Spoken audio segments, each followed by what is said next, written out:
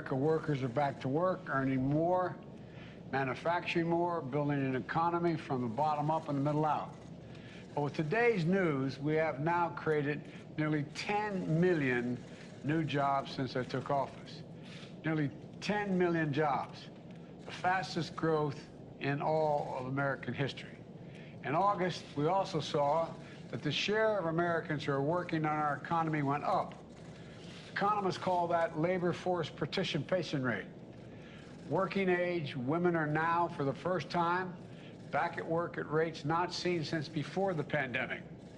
Wages are up. Unemployment remains near a 50-year low. And yesterday, we got data that showed that manufacturing orders were up, but cost increases in supply chain items were beginning to ease. The week before that, we got data showing the price increase may be beginning to ease as well.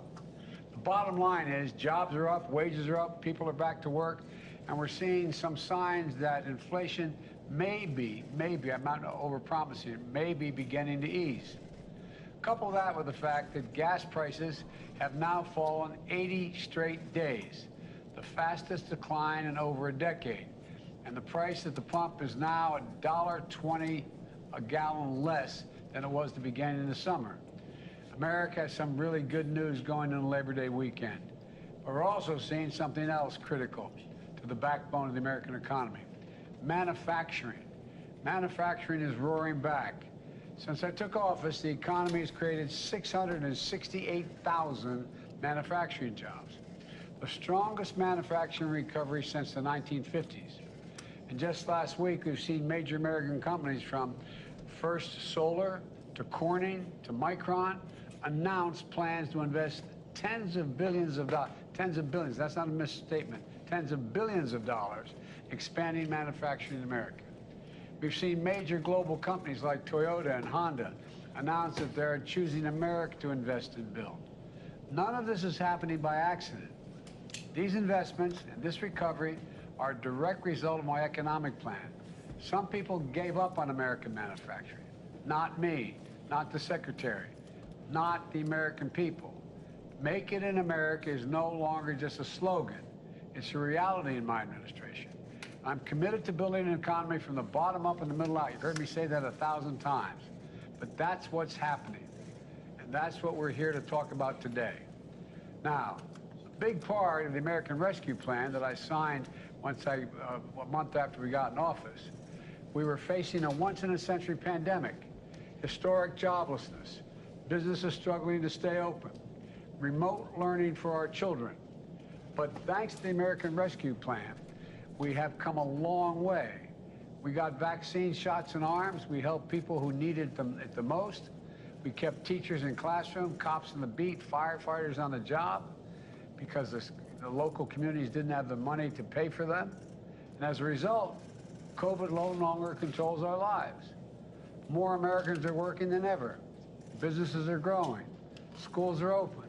And today we're celebrating a signature program, the American Rescue, within the American Rescue Plan, that's going to help communities that need it most. Look, it's called the Build Back Better Regional Challenge.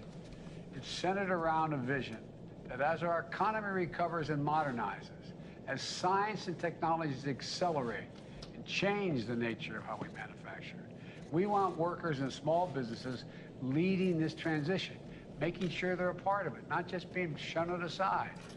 Instead of fearing that the transition is going to leave them behind, we're going to help them get retrained and many other things. And think of the 55-year-old small businessman who's been making a single screw, this is literally true, for a combustible engine for cars for decades.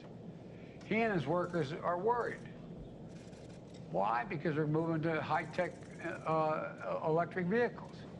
We're going to help them and their businesses with training and new technology to help them make parts for electric vehicles and lead the transition to a clean energy economy so they're not left behind.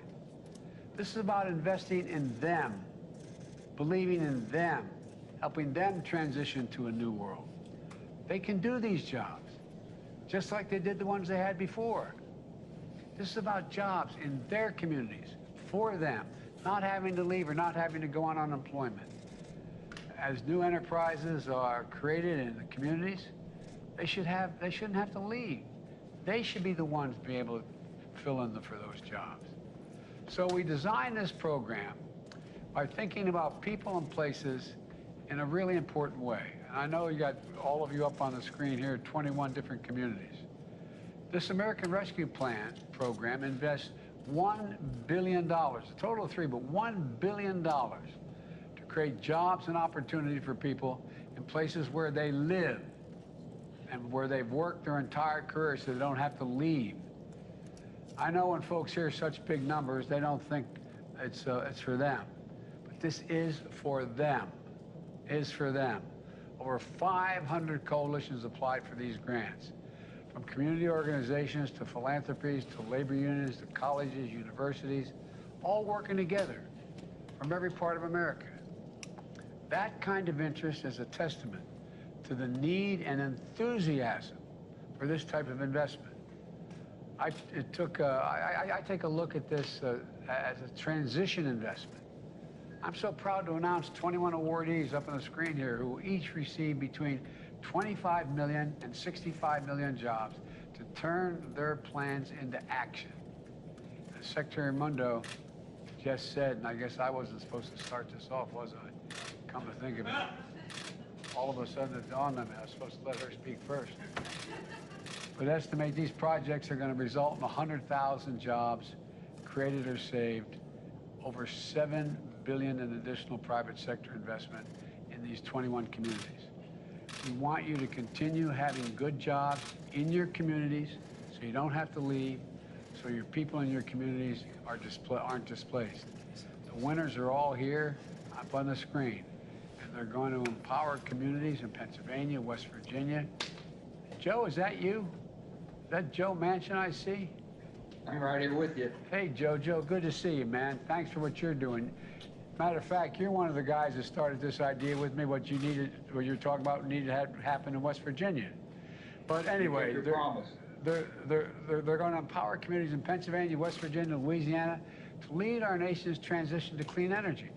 They're going to empower small manufacturers in Michigan, Kansas, North Carolina, El Paso, Texas, helping them modernize and become part of a supply chain for cutting-edge technologies, advanced manufacturing, biotechnology, aerospace.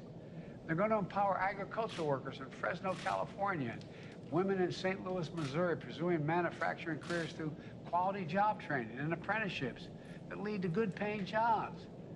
They're going to support entrepreneurships and small business creation from Native American communities in Montana and to Tulsa's Greenwood neighborhood, once known as a Black Wall Street that I visited on the 100th anniversary of the Tulsa Race Massacre.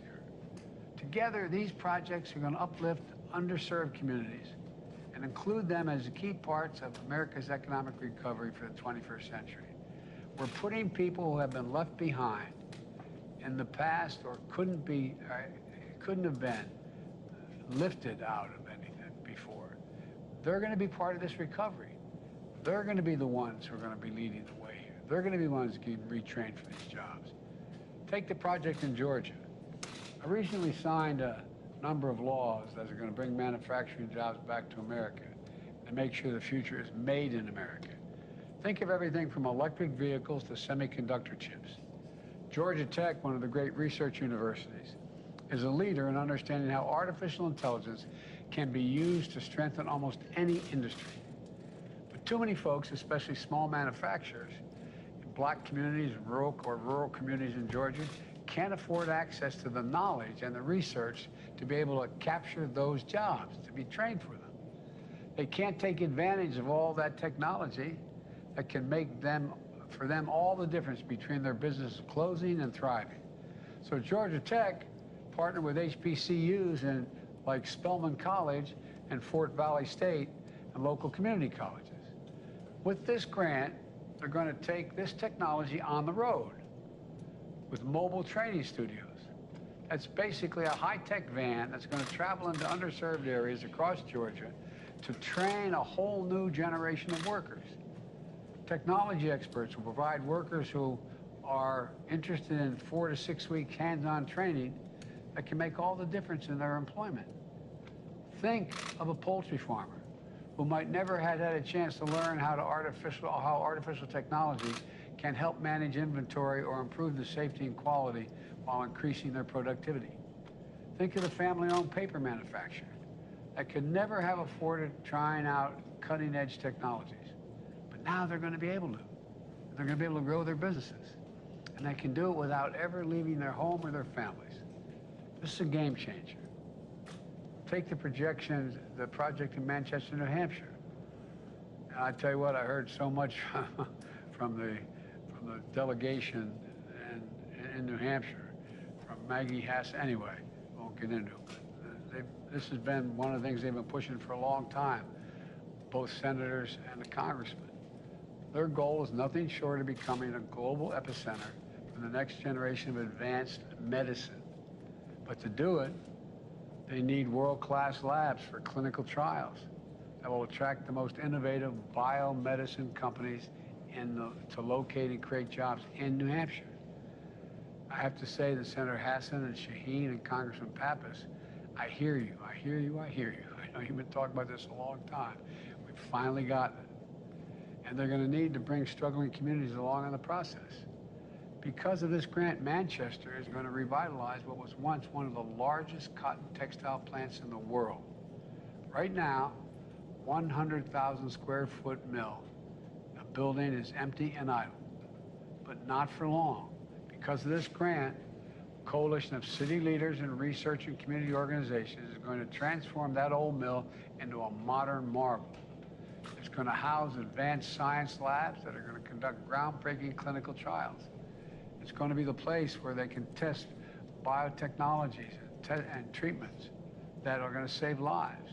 And the Republican governors working on it are going to be there as well.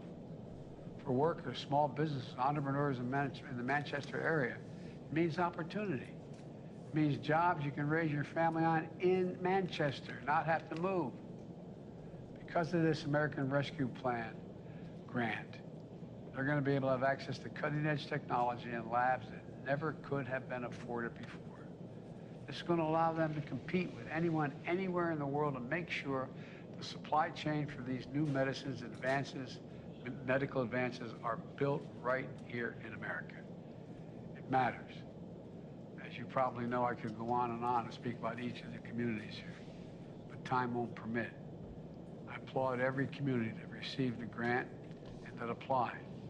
You're the reason why I'm so optimistic about the future of this country. I mean it. You heard me say it many times before. America is the only nation in the world that can be defined by a single word: possibilities. Nothing but possibilities here. That's what this is all about. I want to thank you, and now I'm going to do what I should have done to begin with. Turn it over to the Secretary to begin this, but we've already gone by it. So, Madam Secretary, the floor is yours. Thank you, Mr. President. I think the fact that the President jumped in there right away is a testament to how excited he is about this project. He's fired up and he's committed to it, and that's because he knows. He knows that we have to be investing in every community in America to help with the transition. So let me fill in a few of the blanks about how this program is going to work, and then we're going to have a discussion with a handful of the 21 awardees. First of all, congratulations. If you are one of the 21 here, you are the cream of the crop. Your applications were fantastic, and congratulations to each and every one of you. The President and I are so proud of you and just thrilled to be able to work with you.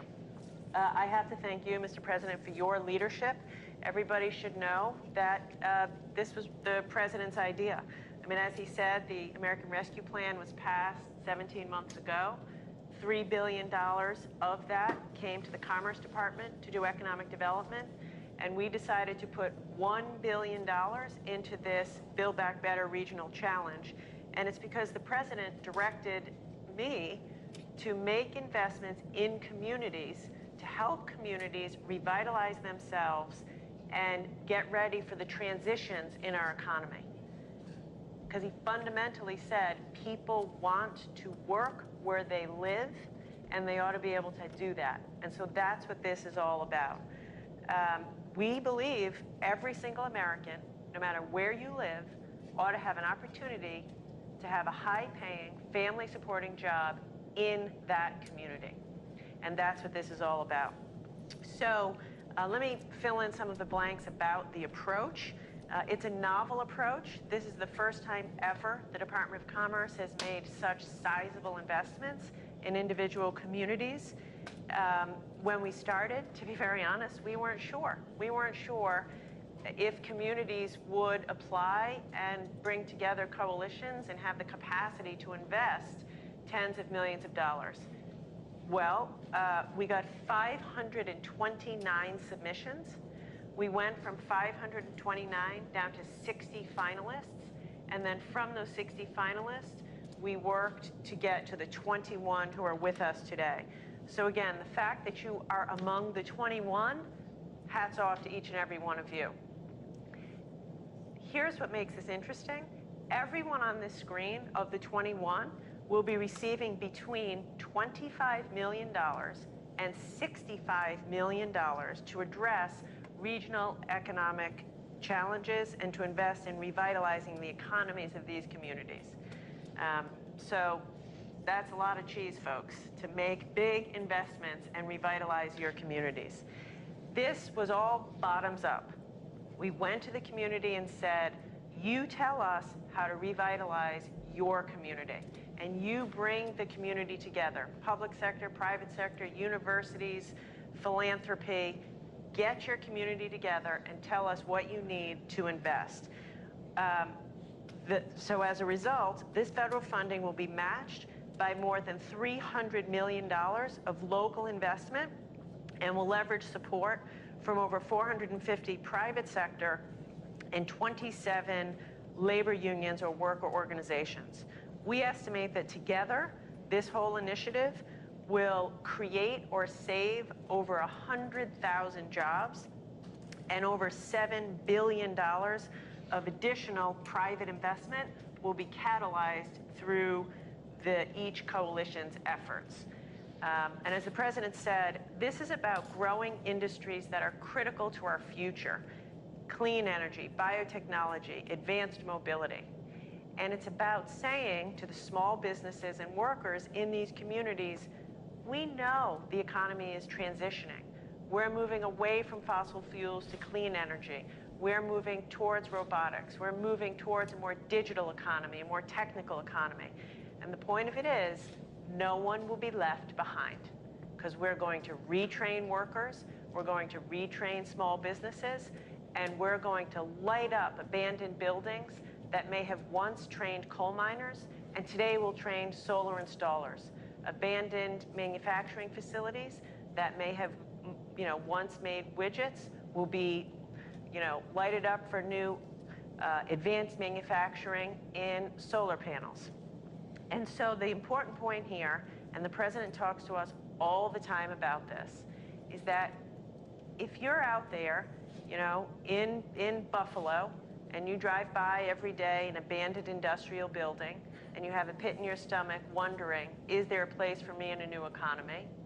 Or if you are someone who's worked for 30 years in one of the big 3 auto companies, and you only know how to work on a traditional auto car, and you're worried, do you have the skills to transition to an electric vehicle economy? What we're saying to you is yes.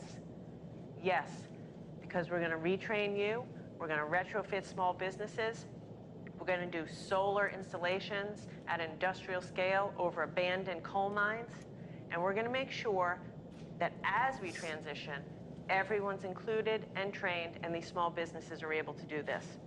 I'll just end with a personal story, which I told to the president. When we were designing this program, I had my father in mind. My father, once upon a time, Rhode Island, where I'm from, was the jewelry manufacturing capital of the world. Everywhere you looked, jewelry manufacturing. Low skill, but it was a good job. My dad had one of those jobs at Bulova Watch until he was 56 years old, and his job and all the other jobs went to China. And he would so often say to us, Gina, we were just left behind. We weren't retrained. He wanted to work. He could work. And he said, our leaders left us behind. So what this is about is President Biden is committed to folks who have that anxiety, who've worked in O-line manufacturing, who've worked in the coal industry, who've worked in, traditional combustion engine vehicles, and they're feeling anxious, and we're saying, we are going to be there for you to make sure you're not left behind or left out, and we're going to make investments in your community so you can work in the community where you and your family live. So we're excited, and quite honestly, I'm just very lucky that I get to work for a boss who gets this, because he gets it. And every time we brief him, he says, Secretary, don't tell me how much money we're spending. Tell me, what are we doing for the people of America? And that's why this is so exciting. So with that, we want to hear from you. Now, as the President said, if we had the time, we'd like to hear from every single one of you, because every one of you has put together a phenomenal application, but we don't have the time. So we're just going to hear from a couple of you and hope to have a free-flowing discussion. And I want to begin by calling on the Detroit Regional Partnership Foundation. Congratulations. You all are receiving $52.2 million, which is incredible. We'd like to hear from you, and I'd like to call on Maureen. Just tell us a little bit about how are you going to invest the $52 million? What are the projects you're doing, and what does this mean for the small businesses in the supply chain in Detroit's auto manufacturing industry? Good morning. Thank you, Madam Secretary, and good morning, Mr. President. We are thrilled to join you here today from Detroit, the global epicenter of mobility. I want to introduce two of our partners who are with me today. Quentin Messer Jr., who is the CEO of the Michigan Economic Development Corporation, Ned Stabler, who is the CEO of Techtown Detroit. In addition, we have a large group of over 140 partners who are joining us virtually and who work together for this successful application. We're honored that the EDA has recognized that the Detroit region is leading the transformation from internal combustion engine to electric vehicle. The Global Epicenter of Mobility, or GEM, is Detroit's answer to the Build Back Better regional challenge. Through an inclusive and equitable lens, GEM will help the Detroit region redefine every aspect of mobility, from the cutting-edge technology that moves people and goods to creating new quality jobs and readying new sites for business. We are building an inclusive, prosperous 21st century with your help. GEM's vision is to accelerate economic growth by building on the region's unrivaled mobility assets. It will create a smart, secure, sustainable, and inclusive advanced mobility industry, starting with the transition to next generation electric, autonomous, and fully connected vehicles. This grant will fund 6 unique projects that will help the region and country maintain its global automotive leadership. GEM will support workers, startup businesses, and small to medium-sized companies as they adapt to new high-tech advanced mobility industry. Led by one of the most diverse regions in the United States, GEM offers the opportunity to create a national model for equitable economic growth. We are ready to help secure the nation's advanced mobility leadership for generations to come. Thank you again. We welcome any questions, and we also want to invite you, Mr. President and Madam Secretary, in 2 weeks to join us in Detroit at the North American International Auto Show, where we can show you in person how we are leading the way. I'll be there. Awesome. I'm a car guy, Yeah. as you kind of noticed. Hey, look, I drive the cabinet crazy and my staff crazy by asking them to give concrete examples that if you walked up to somebody in a corner and said it, they could completely understand it. One of the things that this is pure Biden, I believe, and I've been saying for some time, that the next 10 to 15 years, more is going to change in terms of technology and innovation than has happened in the last 75 years. I mean that sincerely. Things are going to change so rapidly. That's good, if we're going to compete in the world, but also it's scary as hell for somebody who, like we were talking on the way over to this building about how there's hundreds of small companies supplying small parts to internal combustion engines. And you were giving me an example, Madam Secretary, of a bolt one company provides that is not going to be useful in an electric vehicle. And so what we're going to do is train that company, the ownership of that company, what parts they can contribute to make that vehicle. And I'll give you a concrete example. Remember, we're having the great difficulty, we still have some difficulty in the supply chain of items coming from Asia. And the shipping, the vast majority of it comes through the ports in San Diego and Los Angeles, in those ports. And the ports are asking for help all across the country for new technologies, new cranes, new movements, more robotics. I said, okay, we'll do it on one condition, that the people you have on the job now at the port are the people you train. You give them the opportunity to man the new machinery. Not a joke. And one of the things I think was so important about what we're all talking about, all of you are talking about, is think of all the people who've been breaking their neck and doing well, doing things that really matter, who are going to become, what they're doing becomes going to become obsolete because how things are changing. Whether it's a transition in the climate environment or whether it's manufacturing or medicine, whatever it is. And so when you say we're going to provide in-depth assessment and assistance to 65 firms through a supply chain transformation center, that can sound pretty abstract to a lot of people. Give me an example of what you really mean, what this will really mean for a company and its workers in this supply chain transformation center. What are you talking about? Absolutely, Mr. President. As you know, in our region, because you were very important here a few years ago in helping us make a transformation, we need to do it again. We have a terrific, talented workforce and supply chain, but we need to give them the skills that they need and the tools that they need. So one example is a company in a community in the Detroit region called Oxford. It's Barron Industries. They're a casting company, but they need help in making sure that they can produce the right parts with the right technology at the right speed with the right talent.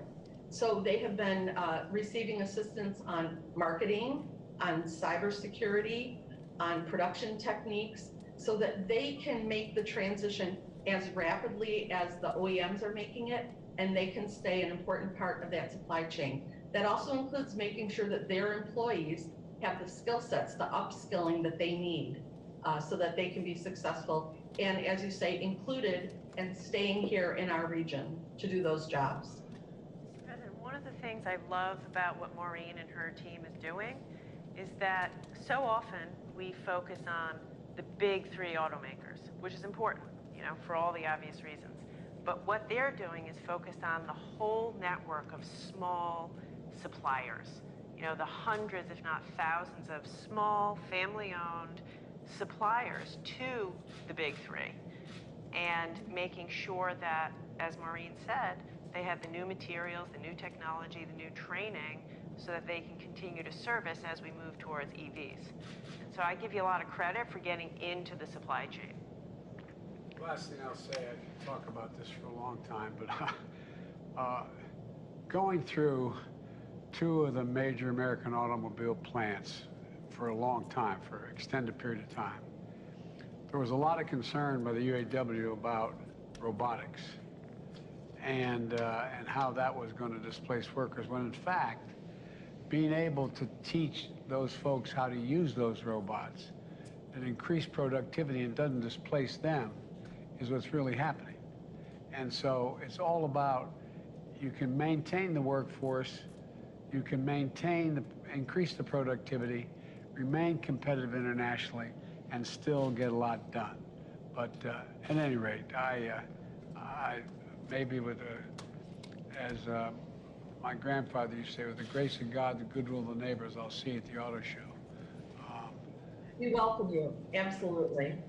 All right. So the mention of robotics is a perfect segue. I'd love to turn it over to Stephanie from the Southwestern Pennsylvania New Economy Coalition.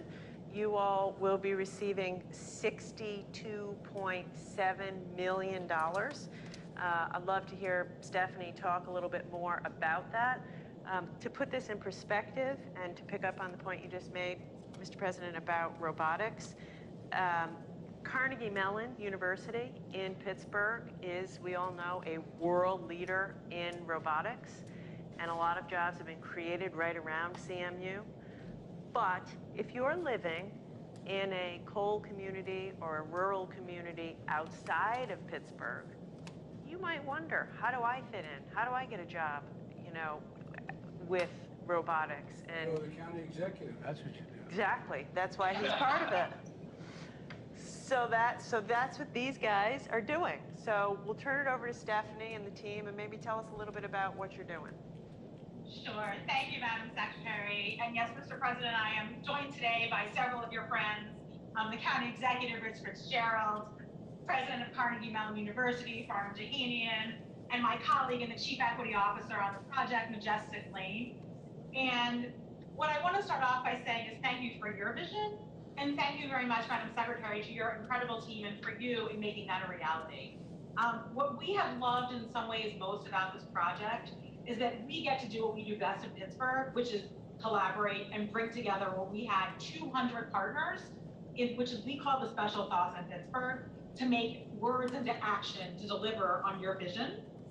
And so through this amazing challenge, we are able to do exactly what you said, which is to look at those 3,000 manufacturers that are in counties like Indiana and Fayette and Greene and Washington, and marry them with the over 100 robotics companies that birthed from Carnegie Mellon University and many of our other folks, to actually put them together to create the jobs and the technologies and the companies of the future.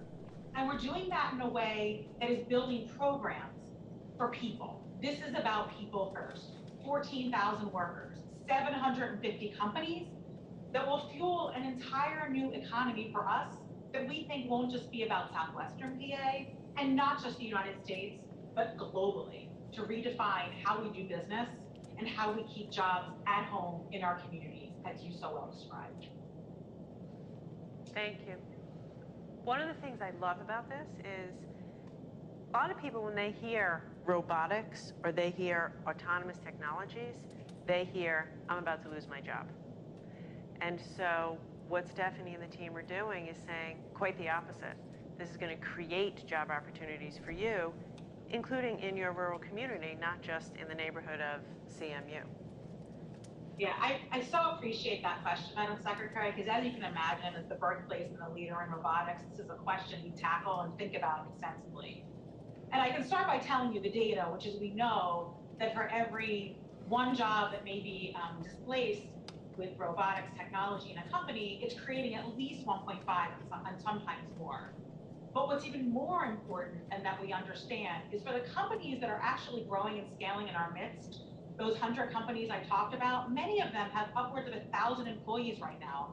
And those are middle-skill jobs. Those are jobs where people are tinkering and building sensors and using the skills that you described, like your father had. And that's exactly what we're trying to do here today. And we're doing it across industries like energy, like agriculture, like healthcare. This is an incredible broad-based opportunity. And what we even know more is when we talk to those workers, they are more fulfilled. They are actually enjoying their ability to use their creative skills to customize sensors, to repair robots, to work in partnership with entrepreneurs in creating those actual technologies. It's a more fulfilling job, it's a higher wage job, it keeps them in communities, and it actually allows them to have family sustaining jobs where they were born and where they want to stay. Mr. President, at Carnegie Mellon, I had the honor of you showing me around Carnegie Mellon. It's a great university for real. I'm not being solicitous. Are you working with smaller outfits like the community colleges in the region, and talk to me about the sort of coordination between a great national university like yours and a community college in a community. First of all, Mr. President, thank you very much for your leadership. It's good to be with you. There are two aspects of it that I want to highlight. On one hand, what we're trying to do is to bring robotics and automation to small and medium-sized enterprises. As you alluded to, the digital transformation is taking place, and it's really having a ripple effect across so many sectors of our economy. So we're bringing those technologies and know-how to agriculture, to construction, to energy, to healthcare, to manufacturing, mining, and transportation. So that element, bringing those skills and technologies to small and medium enterprises to make them more competitive is extremely important. It's extremely important for the nation because we live in a global world. So that's one element of it. The second element of it that you alluded to has to do with upskilling and reskilling the workforce. And in this case, we're working with community colleges, we're working on curriculum development, we're working on various ways that we can bring along the workers and retrain them and upskill them to be ready for these new jobs that are going to be created. It's extremely important to recognize that as we adapt these new technologies in small and medium enterprises, we have a workforce that's going to be ready to take those jobs. So the coordination with community colleges, with labor unions, especially in our core urban areas, and as Madam Secretary alluded to, in 11 counties that surround us is part of our mission and what we're committed to. Thank you again for the opportunity. Well, let me ask you, how's this going to play out on the political scene? As a county executive, what are you going to be able to tell folks about what's happening with this $62 million? Well, thank you, Mr. President. What we can tell people is President Biden continues to invest in people and in jobs and in our future. First of all, congratulations on another great jobs report. I mean, we shouldn't just go over that real quickly. 10 million jobs in your year and a half tenures is really unbelievable. And a lot of them have been created right here in southwestern Pennsylvania. And as Stephanie and President Tahani had mentioned, it's not just for the robotics software engineer in Pittsburgh, it is for the small town in Westmoreland County, in Beaver County, the manufacturing facilities that are transitioning, and the type of training that can happen throughout our community college, but for families. And I know you talk about this all the time, and it's so important. It's about hope and for the future, for the next generation who are out there wondering what's going to happen. You mentioned the displacement that's going to, could happen, and the changes over the next 10 to 15 years. This doesn't leave people behind, and we appreciate that very, very much. And by the way, we're looking forward to seeing you on Monday at Labor Day. You're always here with us, and we're looking forward to it. We're guaranteeing good weather, Mr. President. All right. All right. Sir, do you have anything you'd like to add about what's going on in the community? Well, sure. I think what's important about this is, as you spoke to, Mr. President, often people think that robotics and AI are leaving people behind. But we're being really intentional, both demographically within our communities, people of color and women, and also in our rural communities about how do we connect people to inclusive career pathways, but also actually connecting them to business development opportunities in the robotics and AI industry, which traditionally they may not have had access to. So what we're really doing is being intentional about figuring out how do we make these connections and really making this an economy for all. So thank you, Mr. President. Well, one of the things, if I may, having been a significant consumer of healthcare and having family members who needed serious healthcare, one of the things that I think in the healthcare side, most docs will tell you that when people get a diagnosis that is very dire, they need really a navigator. They need someone to help them know when to go to what appointment, what the appointments are for, how to, just explain what's going on. It seems to me we need some navigators here. And I'm wondering how you're doing that. I mean, you have someone, let's say there's someone, we were doing this on a local Pittsburgh television station, and someone listening and saying, well, I'd like to get trained. I mean, how are you reaching out to the community? And do we have essentially, whatever they want to call them, navigators? Say, look, here's the way you can get into this. This is what you do. Or people going into those small businesses that are going to be eventually displaced because the technology is going to be surpassed, and say, this is what you, I mean, is there thought about that? Absolutely, Mr. President. Thank you for that question. And that really is the spirit of, as I was talking about earlier, our project and the way our partners are coming together. So we have 5 projects that are woven together, each with incredible organizations that know how to actually be on the ground. Most of our money is actually going out to neighborhoods and communities, so they can actually use the organizations that know their people, that know where the businesses are, that know where those individuals are that have to get into the jobs, where those people are that are ready for entrepreneurial opportunities. So for example, it starts with our manufacturing extension partnership. They know where those manufacturers are, and they understand their readiness to adopt technologies.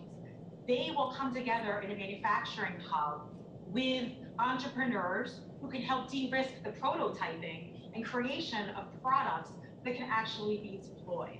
We also have our lead accelerator entity in the region that's creating a new model of startup factory with anchor maker spaces throughout the communities where we can identify opportunities to create new technologies that will be deployed into those companies. And taken all together, our workforce ecosystem, as Dr. Janey described, will actually be connected by a web of workforce boards and other community organizations, including labor unions and other, at the neighborhood level, who can then bring those curriculum partnerships, the workers to the table for those jobs. So we're really relying on, as I said, 200 entities and partners who know how to navigate and know where the businesses are and know where the people are to make sure we have a marriage and an alignment that can propel this opportunity. One of the things I'd raised, and I've not raised with the Secretary, but I've raised with you guys and everyone who's part of this grant effort, I think it's useful. Think about it. 25 years ago, 30 years ago, almost every high school had shop classes where you learned how to work with your hands, where you learned you could go and take carpentry or automobile, and you know, just to get a sense. I really think we should be talking, and I don't have a program, so, but I think we should be talking about a little bit about how we let high school students know how things are changing and what may be available down the road. And I know we're supposed to, I know I'm taking this longer than I should, but a guy who's been talking about transition for a long time with me has been Joe Manchin. He lives, breathes, and eats West Virginia. But Joe,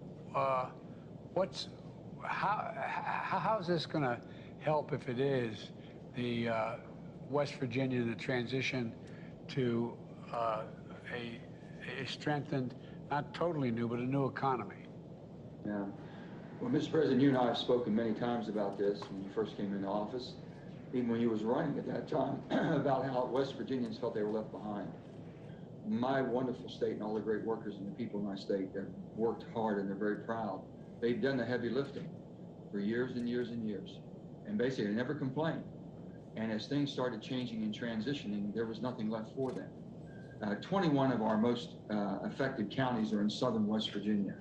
This is based around that, and it's pumping into an area which is, we call it the Appalachian Climate Technology, or the ACT Now Coalition, which is led by Brandon Dennis, and Brandon's here with us, and he's done a tremendous job with his team and the Coalfield Development Corporation. It's basically reinventing, not just reinventing, but basically being able to meet the needs of the public as we transition and making sure that we can provide the services. That's what they've been doing for quite some time. And this announcement here and this rescue plan, the American Rescue Plan, continues to play benefits for West Virginia. But you know, also your co-chair of Appalachian Regional Commission, Gail Manchin, who I know very well, is very, very proud that Appalachia has gotten so much consideration and assistance. And you're the first person, Mr. President, and with your most capable secretary and our dear friend Gina Raimondo, directing it to the people that need it the most. I think that's what we're here to say is thank you. These 21 counties have eight regional projects. I have with us here on the panel, I have my dear friend Amy Goodwin, chairman, she's a mayor of Charleston. I have Steve Williams, fellow colleague of mine, and he is mayor of Huntington, our two largest cities. And we have with us also Stephanie Tyree, and she's the West Virginia Hub Director that works directly with these projects. They can explain in detail what this is going to allow us to do. And we've gotten this $62.8 million, one of the top awards, and we're so proud of that. But the need is there, and I can guarantee the investments will be made. You and I have spoken many times about you can spend money or you can invest money. We're going to give you a return on this. We're going to give the taxpayers of the United States a return on their investment in West Virginia. That's what this is about. And a reward base to the people who have done the heavy lifting, allow them to continue to transition. Now with our Inflation Reduction Act, Mr. President, this segues right into that because now it's going to allow them to start focusing on a complete new way of delivering the energy that this country is going to need. Coal, we talked about all the cars, and Debbie Stabenow and I talk about that a lot, and I said, Debbie, you wouldn't have a car if it wasn't for the coal and still that we produce to send you the material that you need to make the cars. So we're all hooked to the hip here. And as the transition goes on, the investments that are being made, the 48C tax credit is going to put $4 billion additionally back into coal-hit communities so we can diversify and attract more business there. So I just can't tell you how much this means, Mr. President, and I'm just so proud to be part of this, and also so proud of what the ARP has done, American Rescue Plan, and so excited to see what the Inflation Reduction Act is going to do. So many people don't know how much is in there that's going to transition their lives and transfer them into an economy that's going to give them an awful lot of stability. So we're very proud. Well, Joe, thanks. I'd love to talk to every one of you, but I'm getting a sign here. I better cut. They're going to have a I was afraid you were going to get the hook. But look, We could do this all day, but the point, let me conclude by saying this. This is not going to waste money, what we're talking about each year doing. It's going to grow the economies. It's going to keep us in a position where we are the most advanced economy in the world, and where we bring along the people who have made this country. You know, I joke, and I shouldn't get political, but let me put it this way. The people who built the country are hardworking people who work with the sweat of their brow and their hands, and they're the ones that created a middle class. And I think this is going to enable that same group of people, like most of us were raised by, to be able to have an opportunity to continue to do well and to take us through this next phase. Because, you know, there's that, Joe and my colleagues in the Senate used to always kid me for quoting Irish poets, but all's changed. It's changed utterly. Terrible beauty's been born, as the Irish poet said. And we've got to take advantage of it, and I think we can. I really, genuinely think we can. And I look forward to meeting all of you at some point along the way, and we're going to continue to keep this moving, because there's $3 billion total in this, and it's going to grow the economy. Everybody's better off. When you grow the economy, everybody from the local drugstore to the local supermarket to the local church, everything grows. And that's what this is about. Anyway, thank you all. Thank you. If I can say one thing to you, Mr. President. Yes. Thank you for not forgetting and not leaving anybody behind. I can't tell you how much this means to our hardworking people in West Virginia. And they are truly appreciative, and the families are to be able to stay where they love and their heritage and their roots are. So many of them had to leave. You given them that opportunity, and you didn't forget, and you kept that promise, and I appreciate it. Well, Joe, remember, I'm from hard coal country, Scranton. All right. Okay, anyway, thank you all so very, very much. Thank you, Mr. Congratulations, everybody, and we're excited to work with you to make all of this a huge success. And thank you, Mr. President. Thanks. All right. Mr. President, do you consider Mr. Trump supporters to be a threat to the country. Yo, everyone, come on. Come on, look, guys. You keep trying to make that case. I don't consider any Trump support a threat to the country. I do think anyone who calls for the use of violence fails to condemn violence when it's used, refuses to acknowledge when an election has been won, insists upon changing the way in which the rules you count votes. That is a threat to democracy. Democracy. And everything we stand for rests on the platform of democracy. When people voted for Donald Trump and support him now, they weren't voting for attacking the Capitol. They weren't voting for overruling an election. They were voting for a philosophy he put forward. So I am not talking about anything other than it is inappropriate, and it's not only happening here, but other parts of the world, where there's a failure to recognize and condemn violence whenever it's used for political purposes, failure to condemn the attempt to manipulate electoral outcomes, failure to acknowledge when elections were won or lost. Young calling it out, so whatever you do about it. All right, everyone, come on, can we move? What?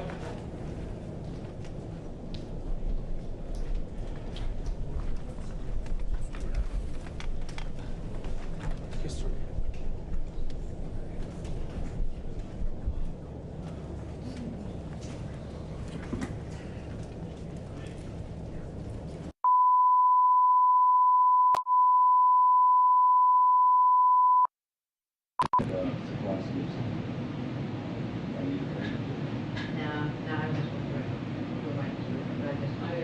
Is it for Sunday? Sunday? Can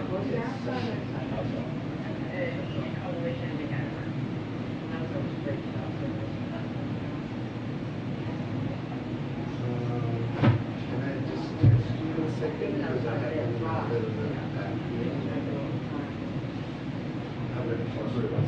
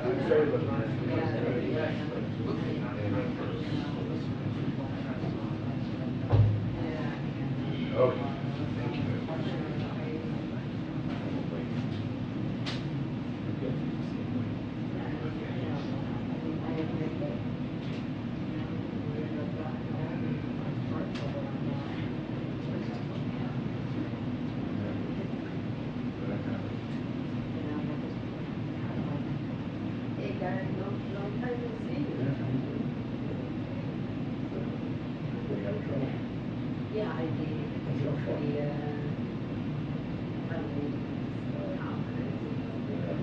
PCR test.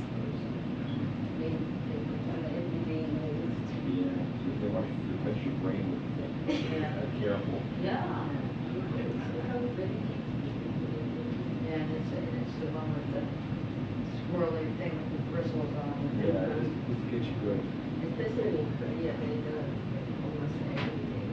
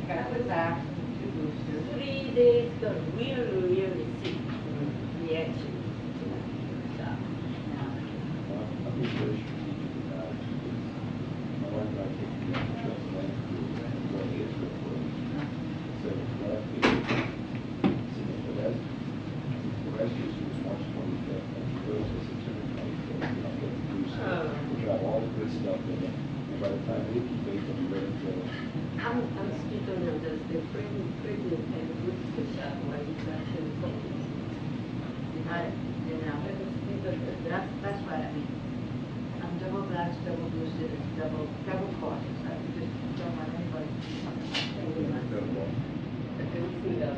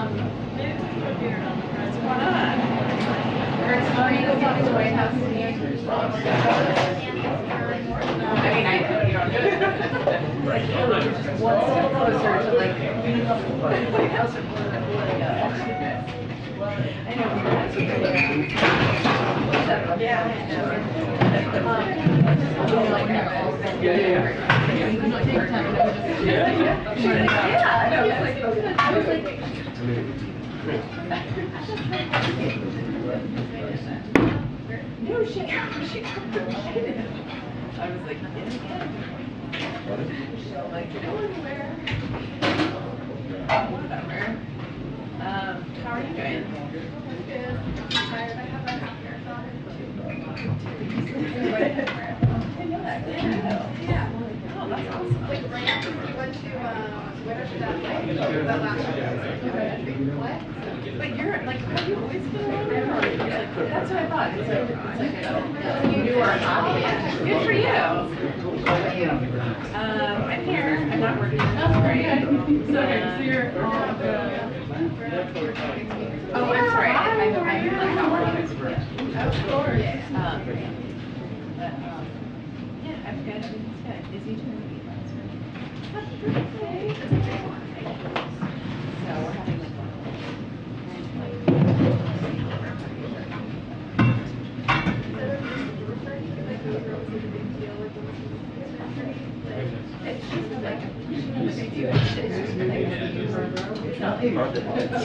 it's just like yes.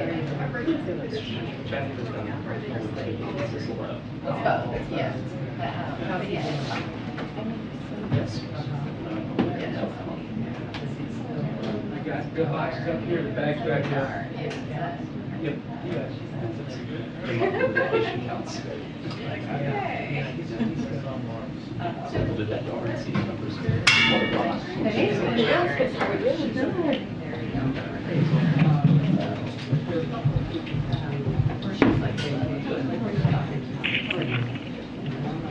Two minutes to the press briefing. 2 minutes to the press briefing.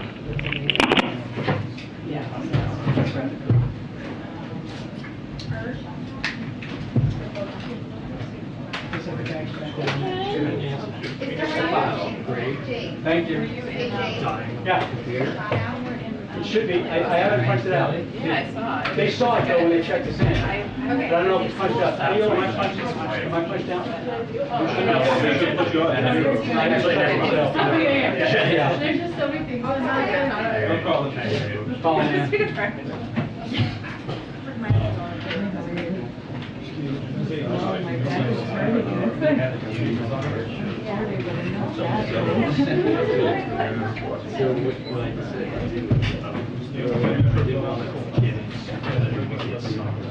Right.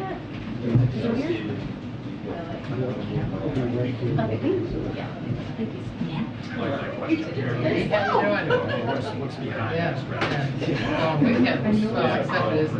know. It makes sense. That's like a real funny.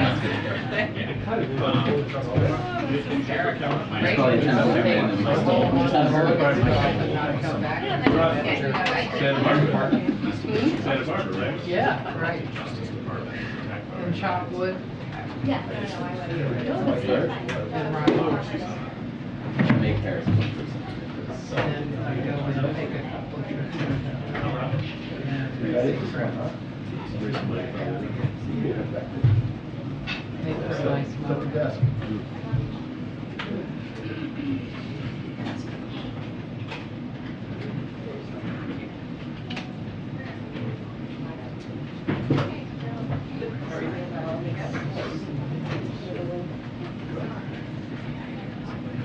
Yep.